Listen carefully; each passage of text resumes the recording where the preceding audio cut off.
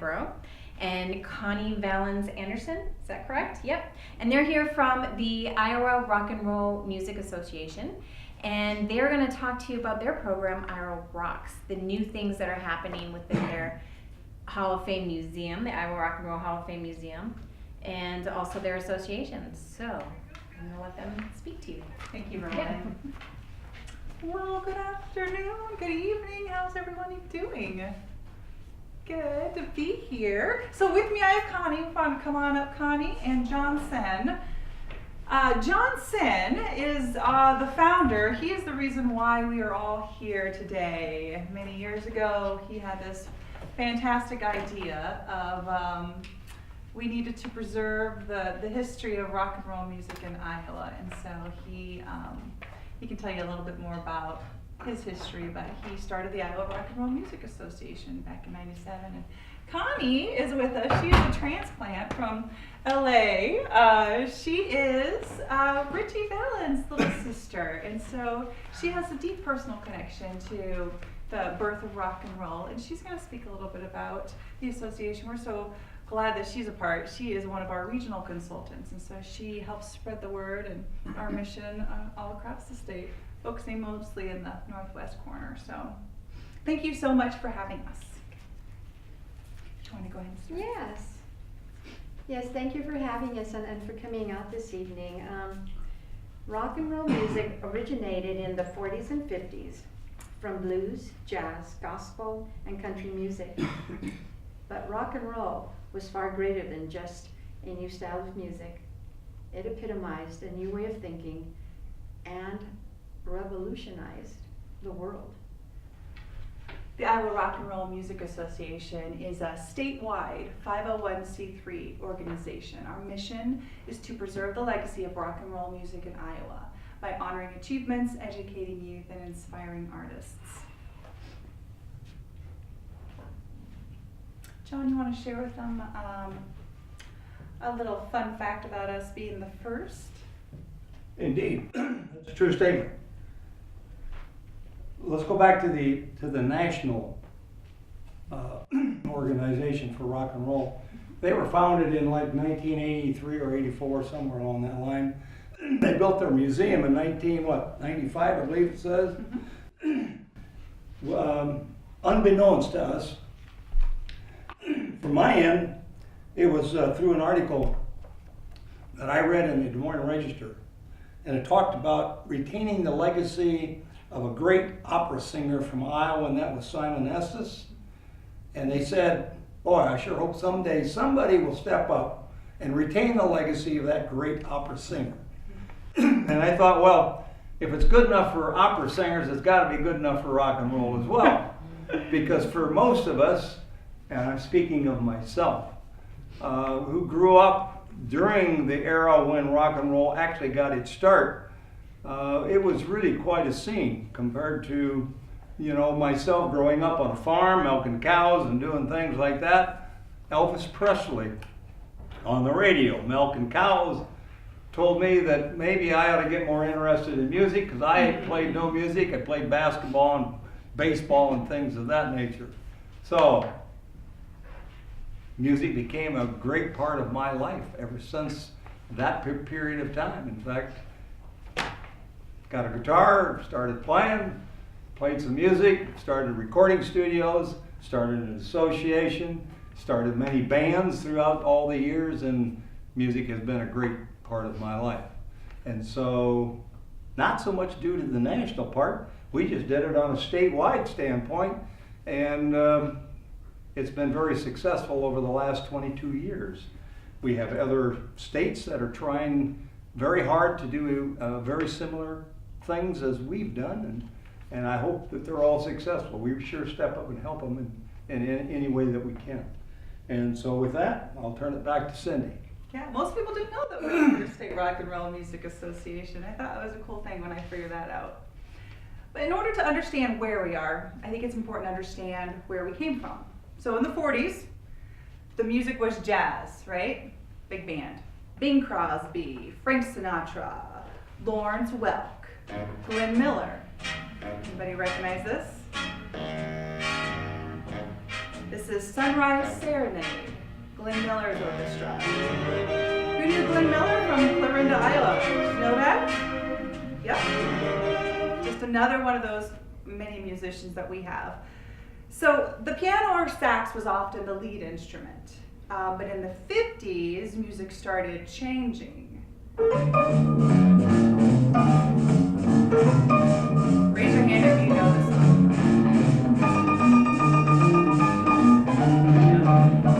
Many say that this is the first rock and roll song. Ike Turner, 1951. You women have heard of jalopies, you heard the noise they make, but let me introduce my new rock in 88. Yes, it's strange. So you can hear how the music starts changing, right? Very significant change. Lead instruments replaced by guitar. The beats, this blues rhythm, but it has this accentuated backbeat. So it's the one E and a. But then you start having these drums that really start becoming prevalent in the music, faster. They start having all these words. They start talking about what they're thinking about.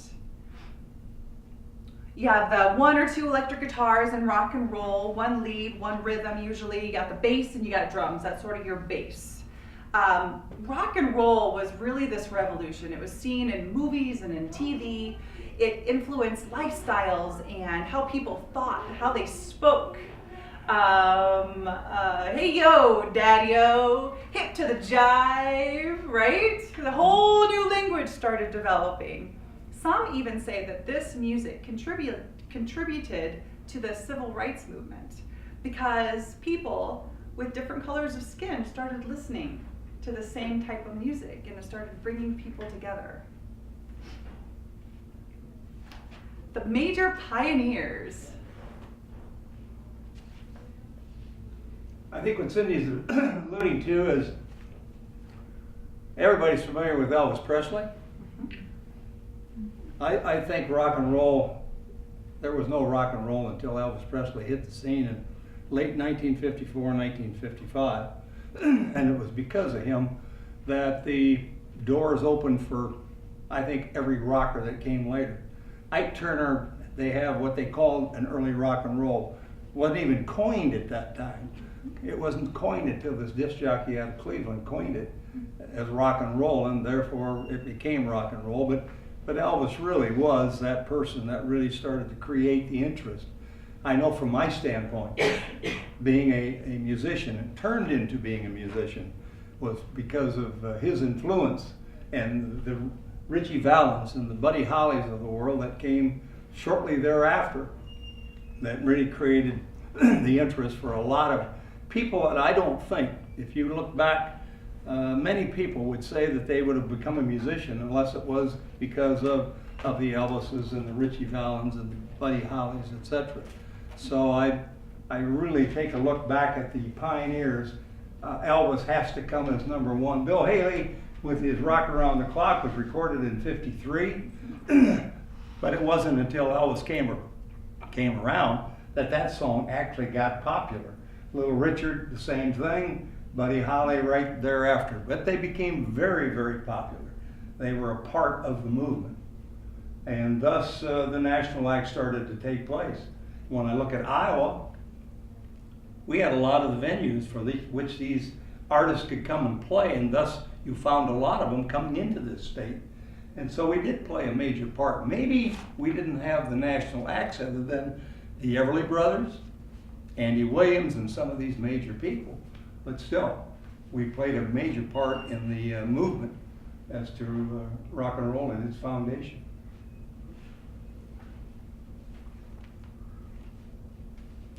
So Connie's here to share. I thought she was probably the best person to talk about Ritchie Valens. And so I wanted her to share a little bit about with you guys about who Ritchie was and why he was so important.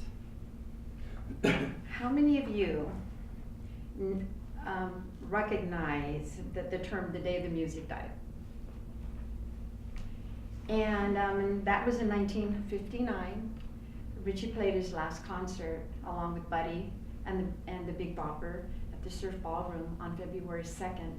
and I believe it was a Monday. Yes. Because it they was. played, you know, they didn't wait for the weekend, they just played.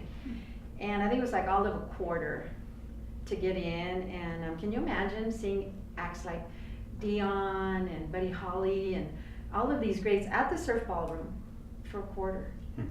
Or was it $1.25? I think it was $1.25. It was, I knew there was a quarter in there somewhere, it was $1.25, you're right. But in 2019, which is coming right up, it'll be 60 years. And I really think that what happened on that fateful night changed rock and roll. It took before you knew it, it was a British invasion, you know, so it changed the face of rock and roll, that one thing. But it also,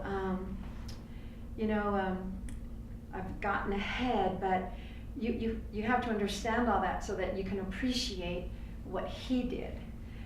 First of all, he was only 17. How many of you knew he was only 17? A lot of these photos, he appears much. That one there on the left was taken at Pacoima Junior High, and that's actually where he went to school. They invited him back when his career started to take off to come and do a concert, and they actually did a CD, or back then an album, Ritchie Valens Live at Pacoima Junior High. And he did the concert. It was very raw, very, very raw. I mean, you know, the recordings, it's nothing like what you would listen to today, and you could hear the kids yelling and screaming in the background. And he decided he wanted to be a rock and roll star, and he became actually the first Latino rock and roll star. And as you were saying, Elvis opened the way. Well, he also opened doors for people like Trini Lopez. How many of you know Trini Lopez? Yes. People like Chris Montez, and then later on Santana, and a whole slew of, you know, Los Lobos. I mean, and Santana is a personal friend of our family's. He told me he actually was standing on stage at a Latin Grammy Award, receiving a Lifetime Achievement Award, and guess who was behind him on the big screen? Our brother Richie, my brother Richie. Because he was talking about Richie, and if it hadn't been for Richie, he wouldn't be standing where he was standing. So he was, his role in rock and roll was really significant in that not only was he the first rocker, he brought his own sound. And like you said, John, his favorites were like Little Richard. So he pulled his music from all the different sounds, country western, Little Richard, music that my mother played at home, with us growing up. And he loved what he did. I mean, you know, a lot of times we have a fate, a passion, and that passion can be our fate, just like you. He actually had, how many of you know this song? He was part of a band called DJ and the Runaways, and he did a song called Peter Rabbit. And his home, he says, the house that Peter Rabbit built. You know, and Richie bought a home for Mama. He wanted to take Mama from, I mean, everybody's been poor from time to time, but to live in poverty is more permanent. And he wanted to take Mama from poverty and give her a life, give her a home and things that she'd never had. And at 17, he gave her that home. Tragically, that was cut short. But Richie, at 17, recorded over 33 songs, and he wrote 22 of them. A lot of people don't know what a prolific songwriter he was. And how many of you know La Bamba? Yes. And he took a Mexican folk song and made it rock and roll.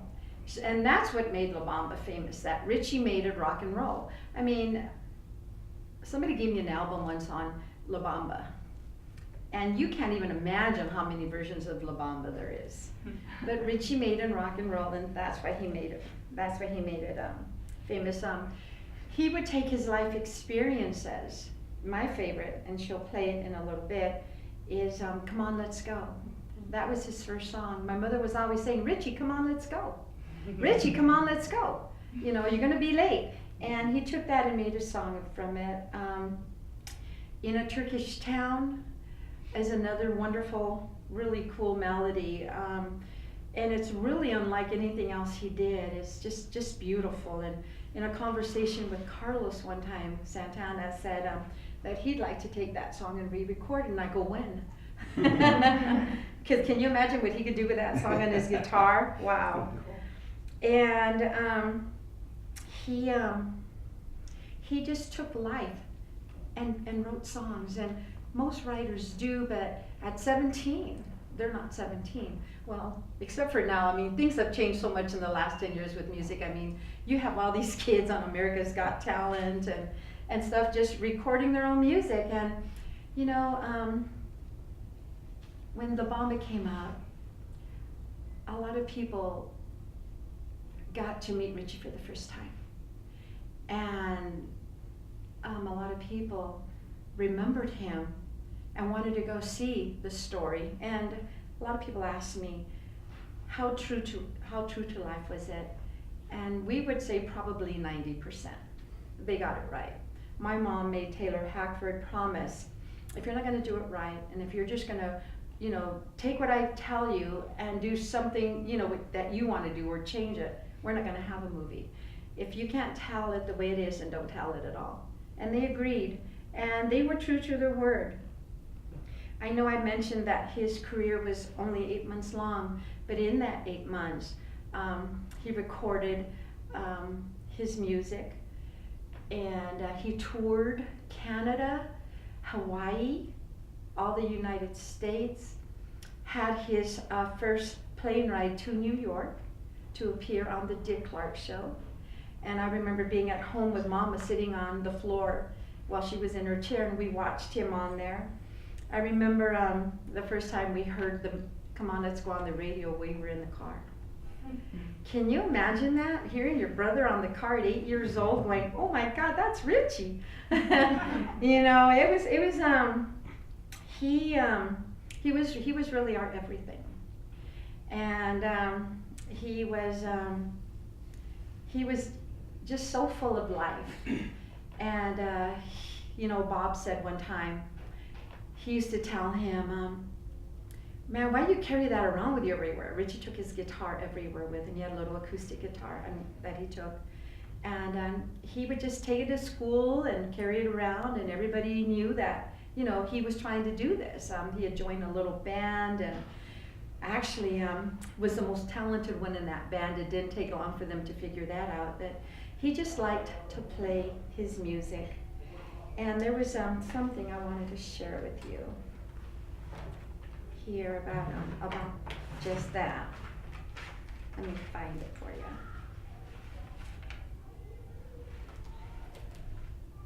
Here, let me play it for my Yeah, go ahead, play that. Connie asked me if I could pull up Come On Let's Go, and I hadn't heard it. I wasn't that familiar with it. And I thought, this is kind of cool. Is this first song? I didn't know it was his first song. Have you guys all heard this? Well, come on, let's go, let's go, let's go, little darling. And how many that you never did. Come on, let's go. You can almost hear his mom yelling at him. Come on, let's go. Right? Yeah. I think so.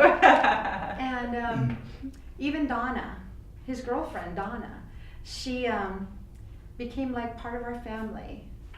She'd come over while he was on tour, and my mom taught her how to cook some Mexican dishes. And so in my life, Richie always brought people together. He always brought people together. When he'd come home, all the uncles, aunts, cousins would come over, and guess what he'd take out? His guitar. And for Richie, his music, you know, was like, it was in his blood. And the songs that he either had dreams about them, or his girlfriend, or something Mama said. He would take those visions and dreams and make songs out of them. And, you know, to be 17 and to be that type of for better word, visionary in music to play the songs he played, and you heard the passion. I mean, he would just play that guitar. And in La Bamba, how many of you have seen it? And there's something, they did a poster on it, and they said a flying guitar, Richie and his flying guitar. That was an error. My mother told them that Richie could make his guitar cry.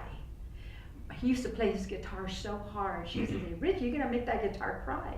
So it was really Richie and his crying guitar, because he used to play it so hard. But they made a mistake and said flying guitar, which was kind of cool. And unfortunately, a lot of people went out and got flying guitars, and it really wasn't real. Yeah, it really wasn't real. And you know, Richie was inducted, wasn't he? yes, and that's another thing. Thank you. I came out to Iowa in '07. In fact, 11 of us came out. And Richie was inducted as an out-of-state inductee with Iowa Rock and Roll. And talk about falling in love with Okoboji. And I was already in love with the Iowa people.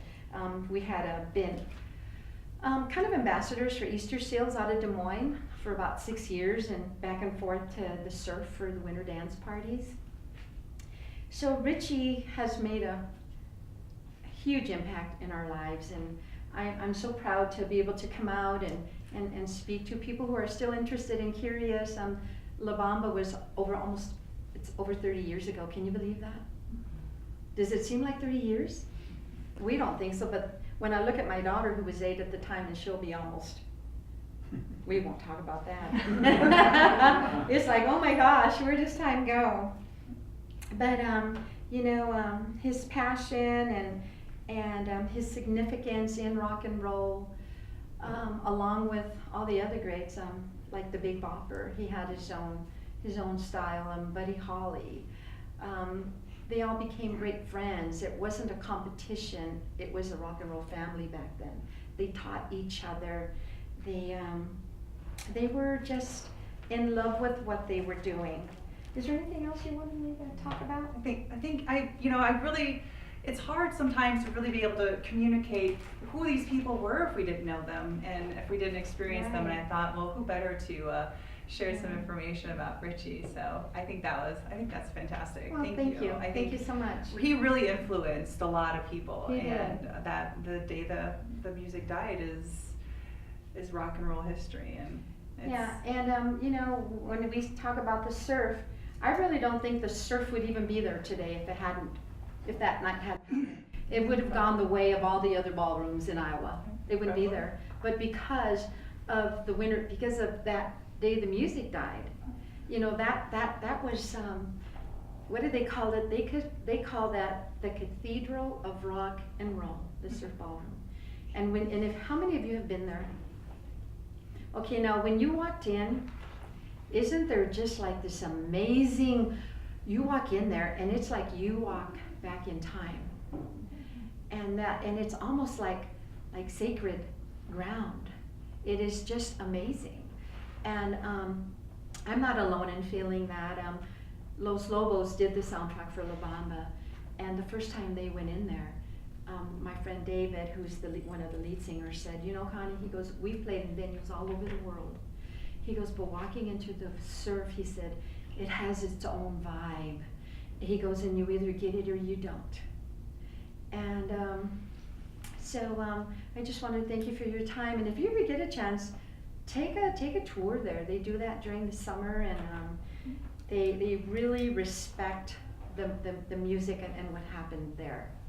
And they have beautiful displays and tons of information, great tons memorabilia there. of information and lots of memorabilia. The walls are covered, and They are. every year it just gets better and better. And they build on their displays and the memorabilia they provide for the fans to come and enjoy. I think it's really cool that you mentioned that Richie brought people together, because that's really what rock and roll did, is it brought people together. Mm-hmm. So John, I wanted him to talk a little bit about the evolution of rock and roll from the 50s to the 60s. We had some cool Iowa connections, such as the Bel Airs and the DJ and the Runaways, and some of the amazing steps that IGL took. So if you would share a little bit about that experience, Sure. John. Well, because of all the information that we've been sharing here just recently, Iowa played a big part in the evolvement of rock and roll here in the state. And the group called the Valairs were out of Sioux City. They were an extremely talented group that recorded a song called Roll Over Beethoven. They recorded that actually in Phoenix, Arizona, but the song went national. It was actually on Dick Clark's label, but at the same time they were still from Iowa. They were the first Iowa group to actually be on the Dick Clark American Bandstand show. Had a lot of great success. They made it onto the Billboard Top 100. The only remaining member is the drummer, and that's Don Beret. He still lives in Sioux City, but they had some great success. The Jay and the Runaways is a group that I was with. We started in 1964. Denny Story from Dickens, if you're all from this area, and you probably know Denny, but he and I, he's the D, I'm the J, and the Runaways, of course, is the other part of the group. We recorded that song in a studio that we built in Milford, Iowa in 1965. Cliff Plagman, Roger Blunt, and myself built that studio. Third song we recorded in that studio happened to be Peter Rabbit. And it was a song that came from a 18-year-old kid out of Sioux Falls, South Dakota. His name was Tim Smith. And he was just a writer, evidently. He sold it to Myron Lee Walkendorf for $10. And Myron recorded it twice and he had decent success on a regional basis, but not on a national. We, one Saturday morning in Fort Dodge, Iowa, standing on the very stage that this picture was taken. This is also Fort Dodge's Larimar Ballroom, that we took that picture in 1964. We recorded Peter Rabbit.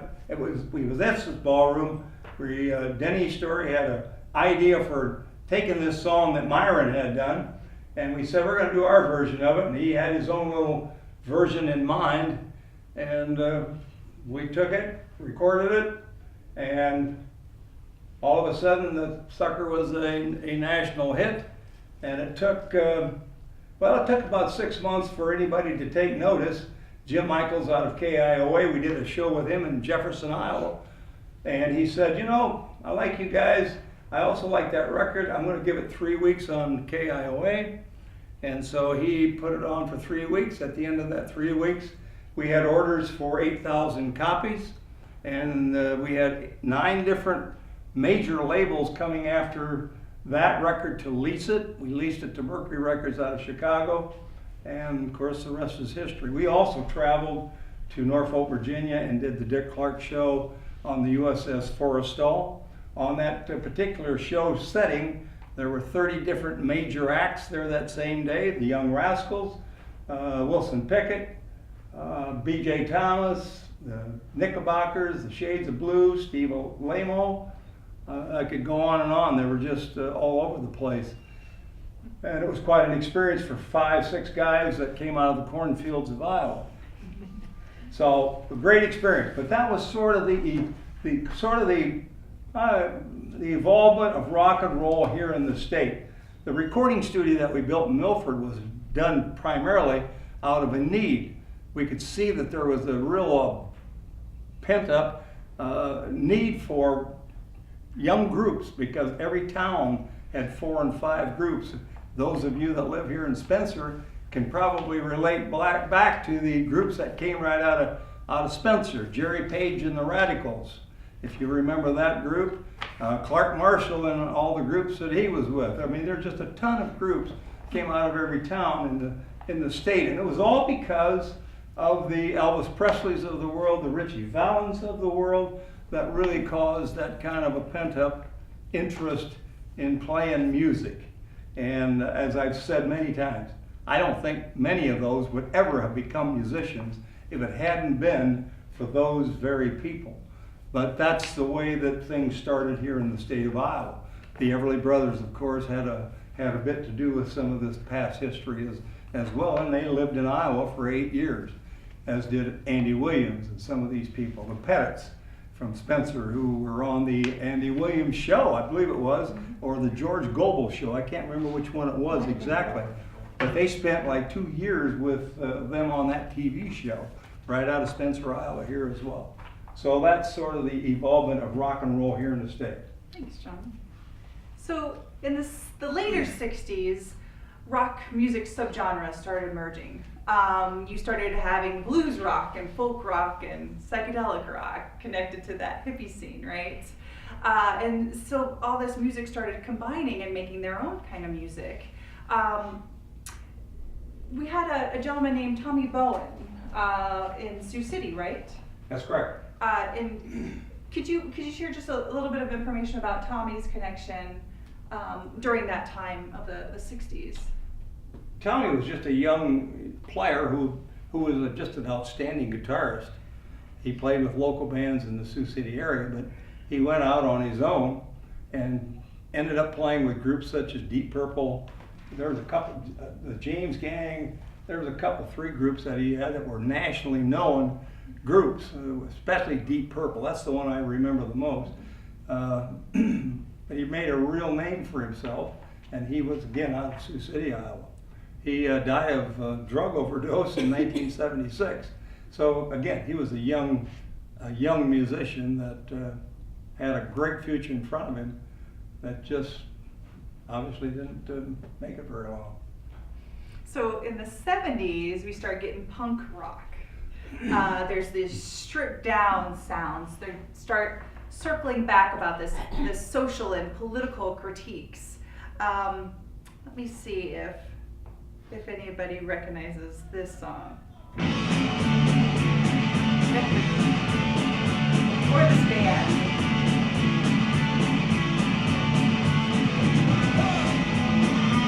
This is from the group called The Clash. No. It's called White Riot. Very different than what we heard previously, right? They start, the tempo is increased. There's a pent up anger. There's this need to express and revolt. It's sort of that next step from this rock and roll of that revolution there. So through the 80s, punk continued. Then you get this progressive rock, glam rock, big hair bands. We all looked fantastic in the 80s. The focus was showmanship, visual style. Heavy metal came out of that time. Volume, power, speed. There's a group called the Hawks from Fort Dodge, right, John? Yes. They are, that's them right there in the red. Do you know anything about the Hawks? I know the members of the Hawks. Yeah. They were very popular in their own little way.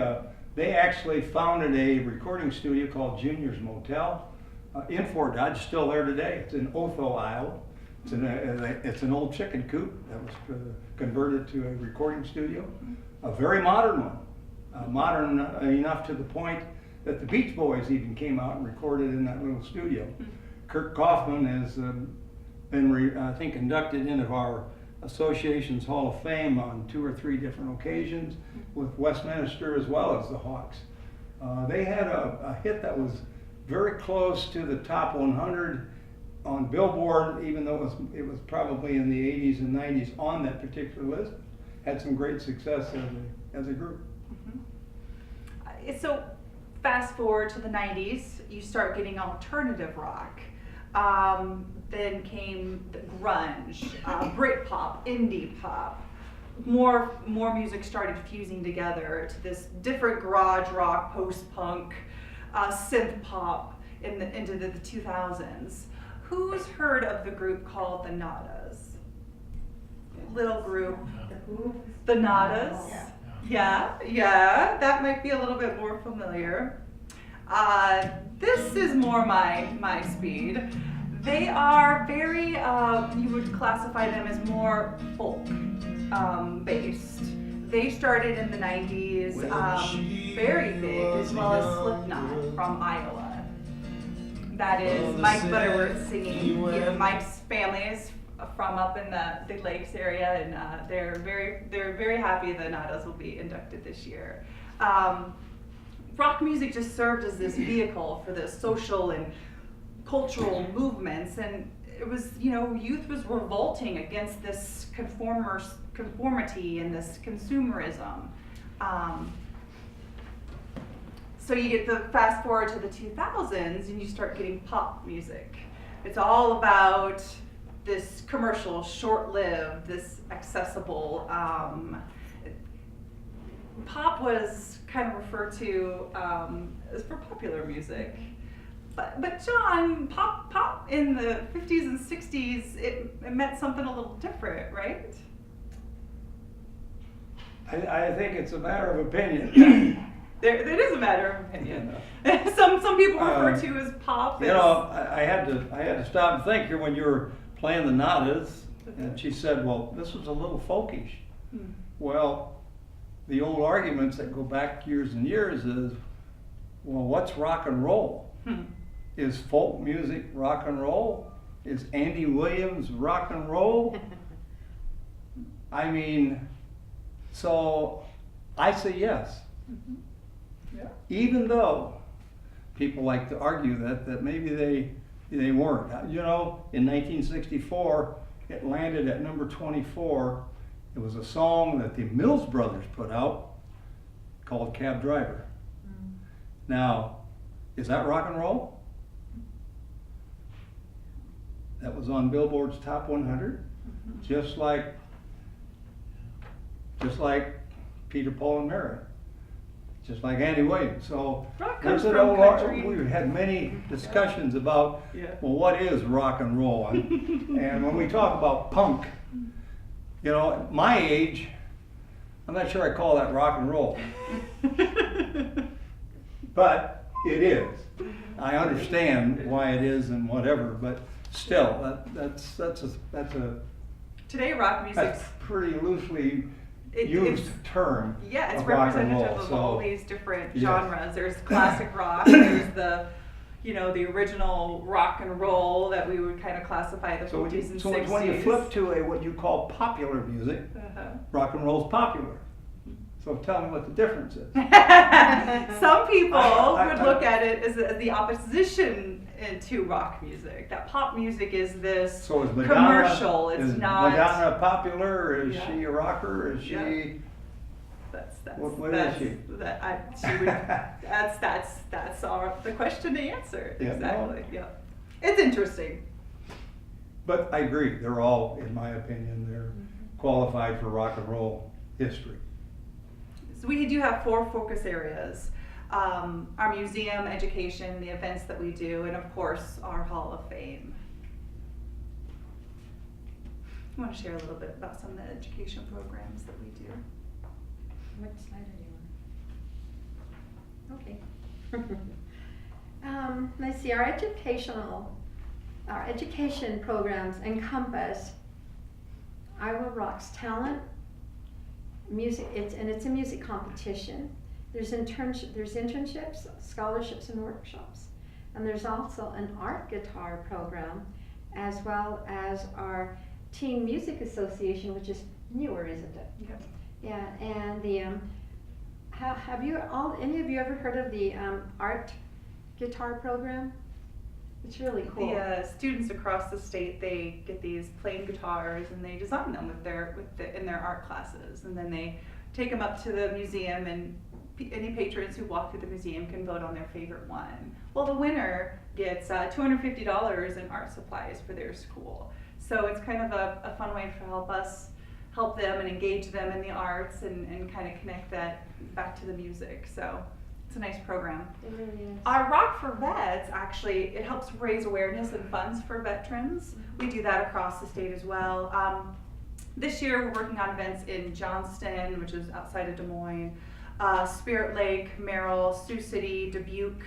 I'm working on a couple, if I can do an event here in Spencer, as well as Burlington as well. So we try to focus those in November and help partner with organizations that would benefit from that awareness, sort of pair veterans up with resources. Do we have any veterans in the room today? No? my husband is a veteran, so it's a project that's near and dear to my heart. Would you like to talk a little bit about the museum, John? Sure.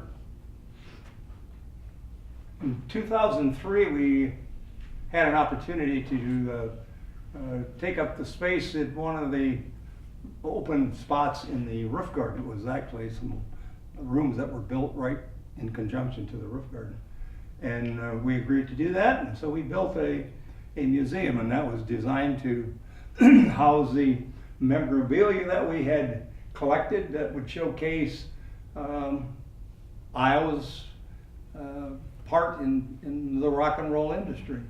So that's what we've done for the past, 15 years? Started with about 800 square feet. 800 square Then feet. expanded to 1,000. And expanded to 1,000, It and was now big we are in news. our new space, which is over next to right next to and part of the Maritime Museum. Have you been up there at all to see the new spot? These are some It's a beautiful location. We've got about 4 times the space that we had before. So the real challenge right now that we're working on is putting together the displays to fill it up, and that's being done as we speak. And this is a rendering of how we hope that it will look in the next year or so. So if you haven't been up, you should really take a gander up there, because there's a lot of Iowa history in that particular room. The new museum will allow visitors to see the evolution of rock and roll music, learn about the individuals who have been instrumental in defining what Iowa sounds like, inspire new artists to engage in music, allow artifacts to be properly cared for, and provide a space for year-round programming. And that's really the exciting part. The It year-round is. programming, it really It is. is. And we got about 3,000 square feet there. Yes. So Yeah. we're moving up in the world. It's Yeah. we've moved over there now. We have some exhibits in there. We're working on building a couple. And the goal, and Robin was just asking me, the goal is that we are finished and complete with this museum by next Memorial Day weekend, to have a big grand opening for this space. So I would be remiss if I did not let you know that there's a way that everyone can be a part of helping us build this legacy. I think it's important to preserve our history, and so there's tons of information on our website if you would like to be a part of that. Our fourth and final focus, and probably the most known that we are known for, is our Hall of Fame. For the past 22 years, we've been recognizing individuals who've made significant impacts in the music industry in Iowa. But we don't just stick to Iowa musicians, those individual guitar players or singers. We recognize DJs, media representatives, ballrooms, support people, because they all play a significant role. I mean, we learn what music we like and what we don't like by the DJs who play the songs on the radio. You know, it's part of our life. The ballrooms were a place that people came together to listen to these bands, to hear their favorite songs, and it was just a way of life. And so there's many people and many venues that do play a significant role. We take into account the length of careers, if they had regional or national tours, how successful their recordings were, and their current impact in Iowa's music industry. Anybody can nominate. You just go to our website, iowarockandroll.com, and you can nominate anybody. Today we have 320 entities. This Labor Day, there's 27 or so individuals that we are inducting, and we are now nowhere near finished. There are so many musicians.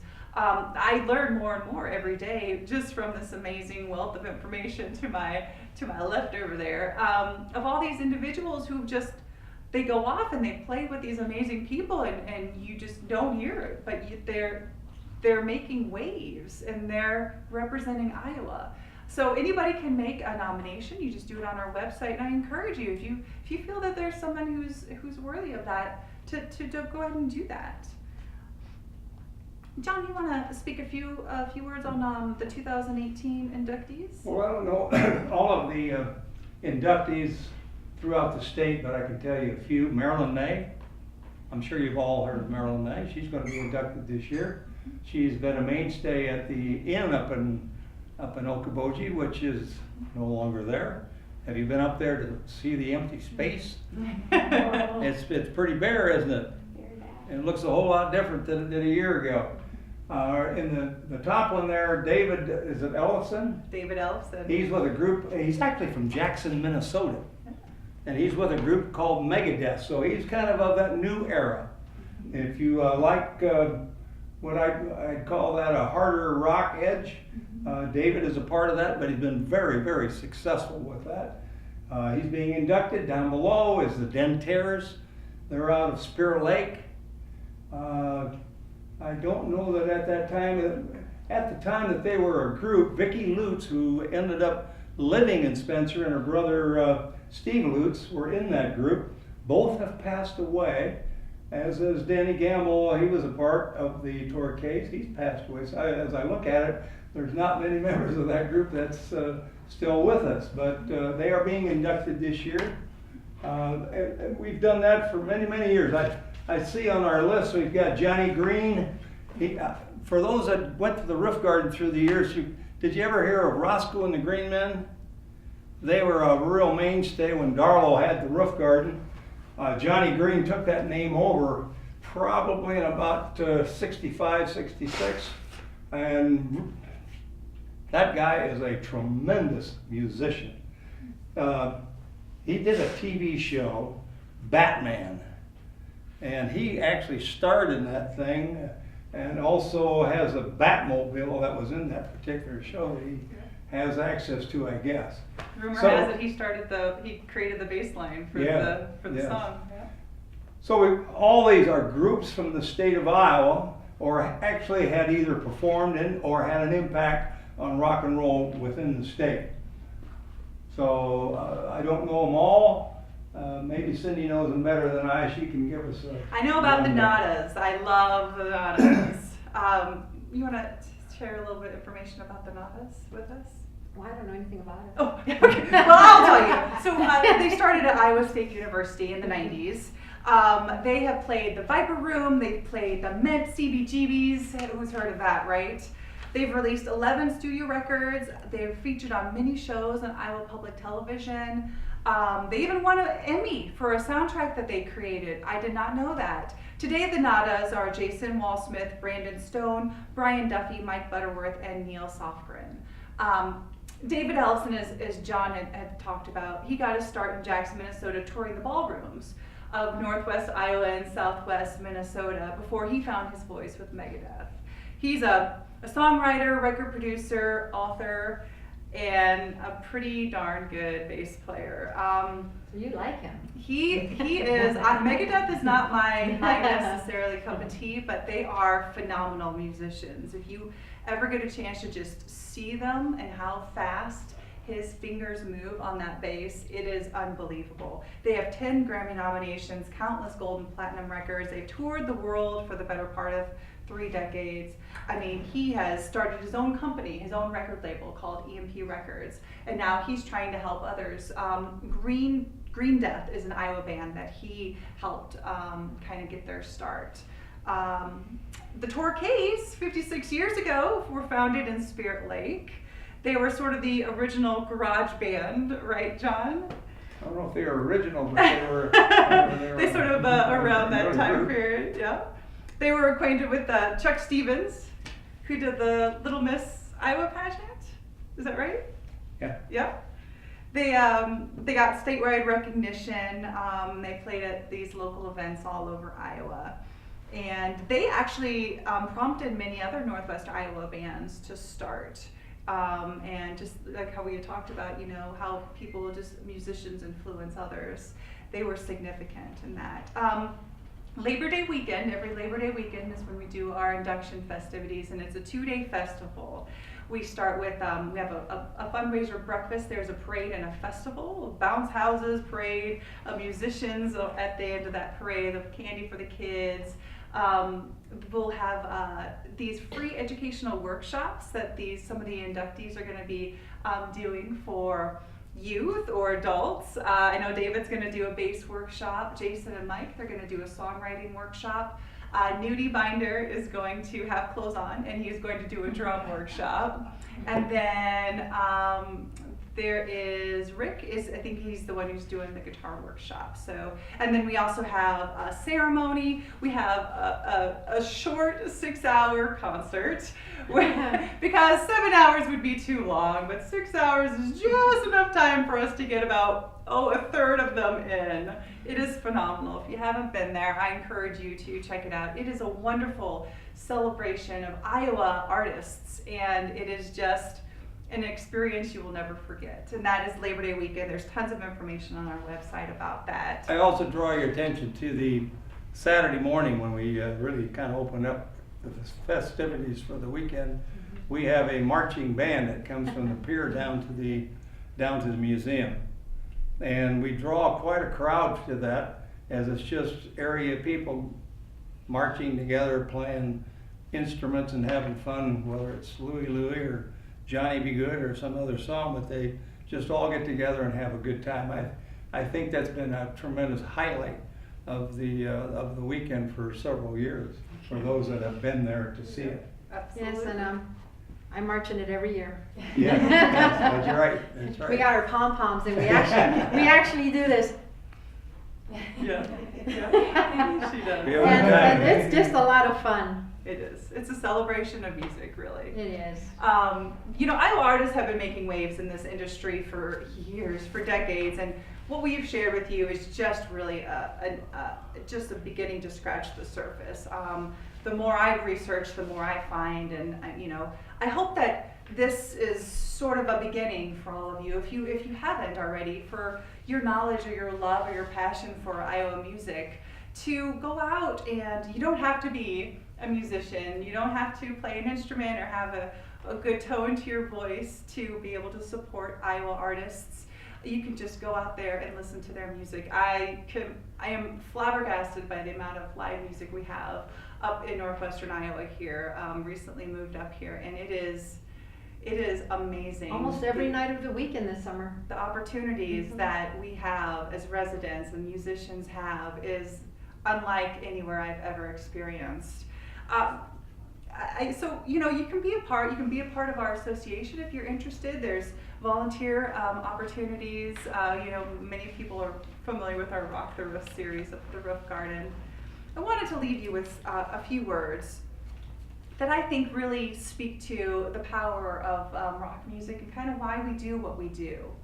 Rock music is lasting. It is a deeply interwoven thread of American lifestyle that sustains culture and ideals. Rock music is influential.